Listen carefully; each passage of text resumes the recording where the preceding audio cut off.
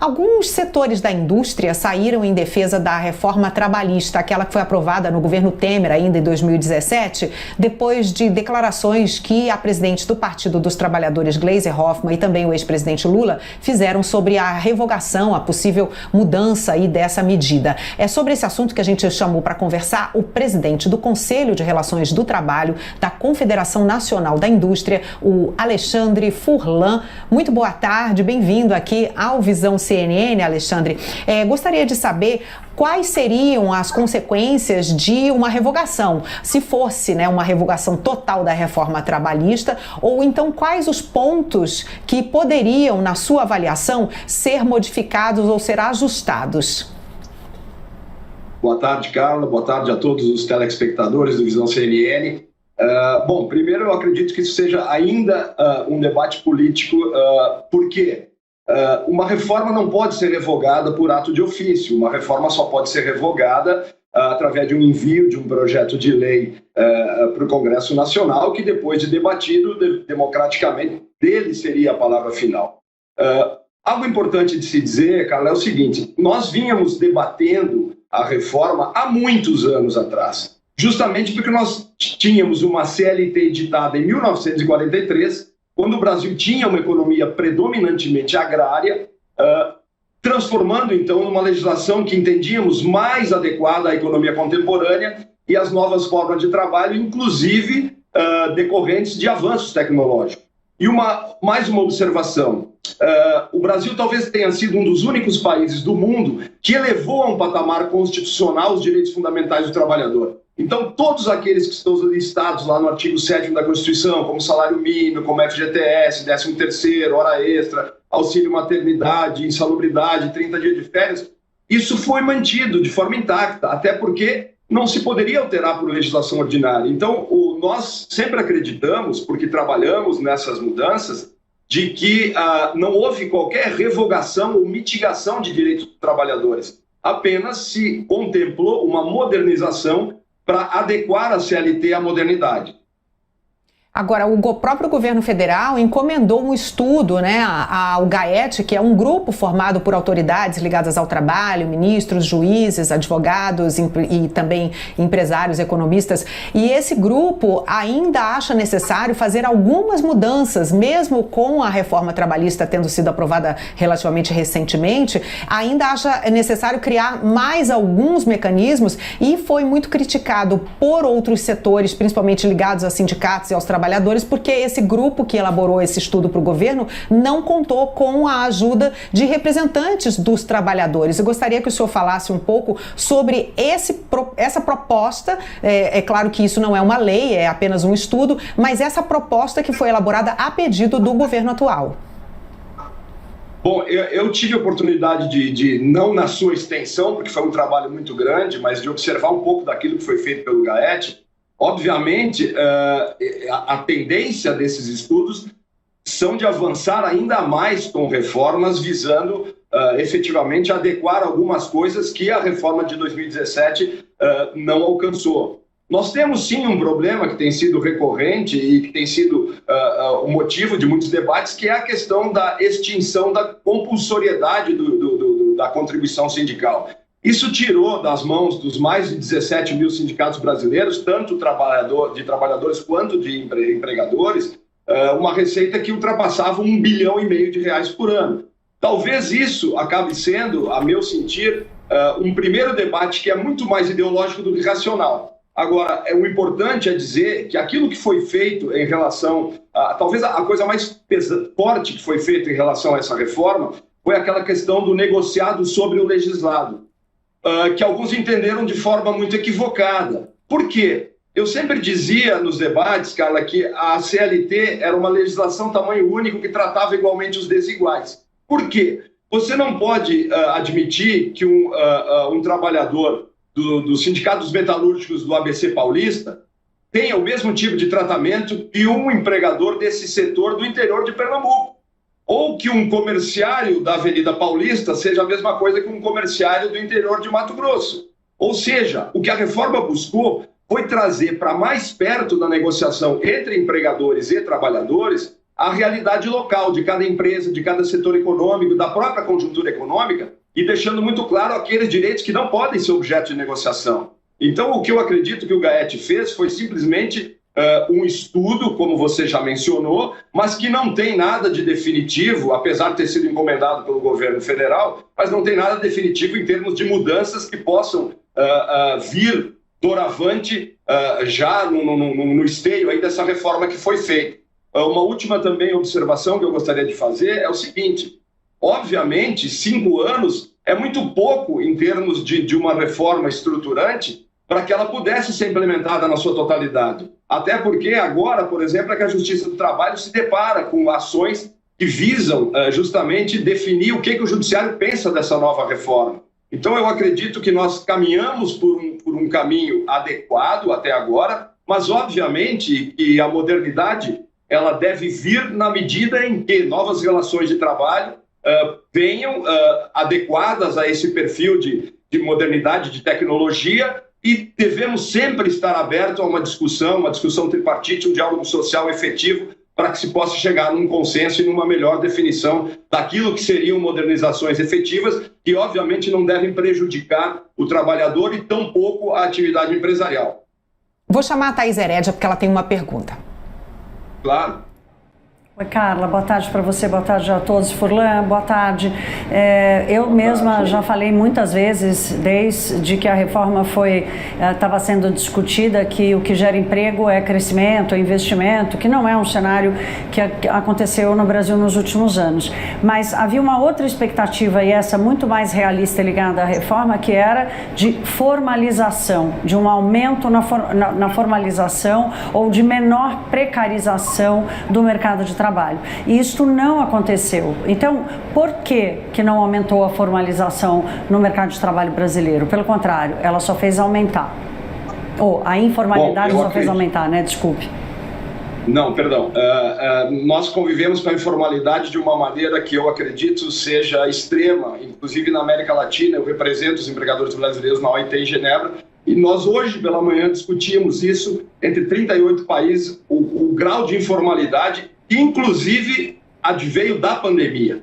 Quer dizer, quando você criou o trabalho intermitente, que é daquele garçom que eventualmente nos finais de semana trabalhava de forma informal num buffet, daquele segurança que trabalhava numa casa noturna e que hoje teve a oportunidade de sair desse mercado informal para o mercado formal, nós acreditávamos sim nessa ampliação da formalidade. Eu acredito muito, Thaís, que ela não tenha acontecido muito por causa da pandemia. E, obviamente, porque as contendas entre trabalhadores e empresários, no sentido de você adequar as mudanças, elas nem sequer aconteceram. Porque quando a reforma estava iniciando, quando se estava começando a fazer com que se implementassem aquelas modificações, como o teletrabalho, né, o home office, adveio a pandemia. Então, eu acredito que, como você disse lá no começo da sua pergunta, eu sempre disse que o que gera emprego é crescimento econômico e não uma legislação, por mais adequada à modernidade que ela seja. Eu quero crer que o que nós precisamos no país é um ambiente de negócio que possa contribuir para a expansão das atividades produtivas, que fomente inovação, que conte com um sistema tributário racional, inteligente, com infraestrutura adequada, com segurança jurídica, entre outros aspectos, para que aí sim nós possamos efetivamente trazer milhões. Hoje eu acredito que nós tenhamos mais de 40% da nossa mão de obra brasileira na informalidade. Isso é inadmissível para um país que quer crescer e se colocar como um dos primeiros do mundo. Mas muito do que tem acontecido ainda creio que sejam reflexos da pandemia e que nós devemos aprimorar o nosso diálogo social e melhorar doravante com essa questão de tornarmos mais formais esse contingente enorme de brasileiros que se encontra, como você disse, eu não chamaria de precarizado, mas muito prejudicado, sem poder ter acesso a FGTS, a Fundo de Garantia, uma carteira assinada e todos os direitos que daí são advindos.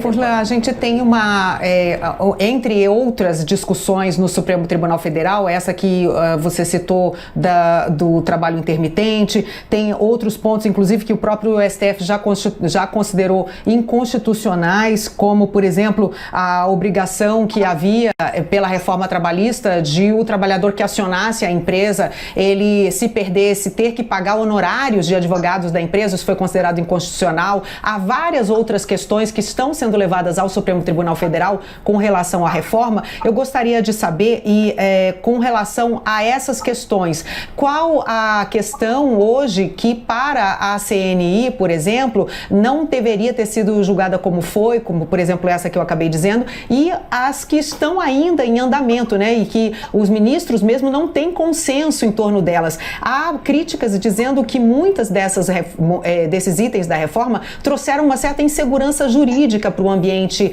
do trabalho no Brasil. Gostaria de ouvir a sua opinião.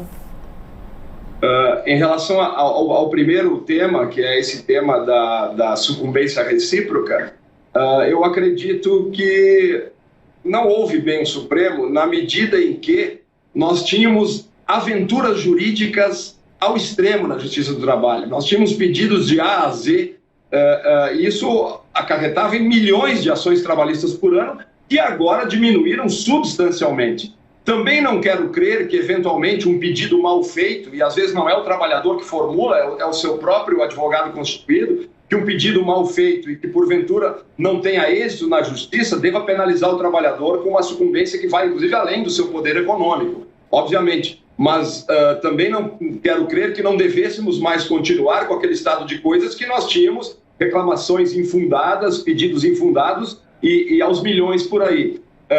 Nós temos ingressado como amicus curiae a CNI em algumas dessas ações declaratórias de inconstitucionalidade que estão no Supremo, mas eu quero crer que seja um pouco temerário eu querer aqui adiantar alguma posição que o Supremo Tribunal Federal, que é o baluarte, vamos dizer assim, da aplicação da Constituição Federal, possa adotar. O que nós temos reiterado na CNI é que efetivamente, quero crer que em todo o setor produtivo nacional, é que a reforma foi necessária, que ela veio com avanços importantes e que sim, devemos estar abertos sempre a uma negociação para que melhoremos e nunca para que retrocedamos. Thaís. Furlan, o debate no mundo inteiro hoje não é apenas sobre a precarização, mas sobre a vulnerabilidade dos trabalhadores, a gamificação do trabalho, a questão dos aplicativos, o serviço por aplicativo, e o setor privado está sendo chamado a fazer esse resgate do trabalhador. Qual e como seria, qual tipo de resgate, como seria esse resgate aqui no Brasil? Qual é a estratégia que o setor privado tem, ainda mais a indústria, que é o setor que tem o trabalho mais qualificado, que precisa da mão de obra mais qualificada? Como fazer para resgatar esses trabalhadores que estão em situação tanto precária quanto vulnerável? Inclusive, na tão citada contra-reforma na Espanha, aconteceu exatamente isso, um pacto entre trabalhadores e setor empresarial, né? Isso seria possível aqui, complementando a pergunta da Thaís? Deixa eu responder primeiro, então, pela sua última indagação. Eu até não quero crer que seja correto afirmar que a reforma na Espanha, que a reforma foi revogada. Na verdade, eles mudaram o contrato de aprendizagem, mudaram o contrato de trabalho, de acordo com uma visão atual do governo para a política de emprego que eles têm lá. Hoje de manhã ainda, nós discutíamos isso, sobre trabalho decente, sobre o recovery que nós temos que ter, do que a pandemia fez, dos estragos que ela fez pelo mundo afora. Nós já tínhamos muitos trabalhadores em situação de vulnerabilidade econômica antes da pandemia. Essa é uma preocupação e deve ser uma preocupação não só dos empregadores pelo mundo afora, como dos empregadores brasileiros. Uma coisa que eu vejo extremamente necessária e que nós não tínhamos até um tempo atrás e devemos passar a ter, ainda que compulsoriamente, é um diálogo tripartite efetivo entre governo, trabalhadores e empregadores. E não um diálogo de faz de conta, como por muitos anos nós tivemos. Porque em anos do governo anterior a esse, nós dizíamos, eu digo empresários, mas como é que existe um tripartismo se o governo é dos partidos trabalhadores e tem os trabalhadores, então fica 2-1 de lá para cá. Quando entrou o governo agora atual, alguns trabalhadores centrais sindicais, com quem tem um excelente relacionamento, diziam, poxa, Furlan, agora vai ser difícil, porque agora governo é empregador, o trabalhador fica para o lado de cá. Então, o que eu acredito, Carla e Thaís, que nós precisamos de verdade, é ter um diálogo social efetivo, face to face, que a gente olhe nos olhos e diga, olha, o que podemos fazer para ajudar? Sem esquecer que 85% das empresas brasileiras e que geram muitos empregos são micro e pequenas empresas. E elas também estão, de uma certa forma, muito prejudicadas com tudo isso que tem acontecido. Mas eu confesso que nós devemos, sim, estar atentos às dificuldades que os nossos trabalhadores têm. Não é simplesmente com o auxílio que se pode, vamos dizer assim, melhorar a situação, mas sim com um diálogo, com o aprimoramento profissional. Eu acho que isso nós fazemos no Senai. Nós temos 2,5 milhões de matrículas por ano de jovens para que eles possam incrementar as suas skills, as suas habilidades e poder ingressar nesse mercado de trabalho contemporâneo. E, de uma certa forma, nós precisamos também do apoio dos trabalhadores para que a gente encontre os melhores caminhos. E eu acho que eu vou dizer de novo o que eu disse há poucos instantes. Quando a ideologia suplanta a racionalidade, é difícil que nós cheguemos a consensos que possam fazer com que nós avancemos. A minha expectativa é essa, que nós estejamos atentos, que a indústria, tanto a indústria quanto os demais segmentos produtivos do Brasil esteja atento, que o trabalhador é a peça fundamental na engrenagem de funcionamento dos nossos negócios. E, portanto, nós não podemos descurar em nenhum minuto da atenção que devemos dar aos trabalhadores, quer seja por mudanças na legislação, quer seja por mudança no local de trabalho, que é o que eu acho que mais vai favorecer a implementação dessa reforma de 2017. Eu agradeço aqui ao Alexandre Furlan, presidente do Conselho de Relações do Trabalho da CNI. A gente poderia ficar aqui conversando durante muito tempo, né, Furlan? Porque esse é um tema que está muito presente e principalmente agora em tempos de corrida eleitoral presidencial. A gente vai voltar a abordar muitas vezes aqui na CNN esse assunto e a gente agradece a sua participação aqui importantíssima nesse debate. Obrigada também a Thaís Hered. Uma ótima tarde, Furlan. Eu é que agradeço a oportunidade, obrigado por compartilhar com vocês essas poucas ideias.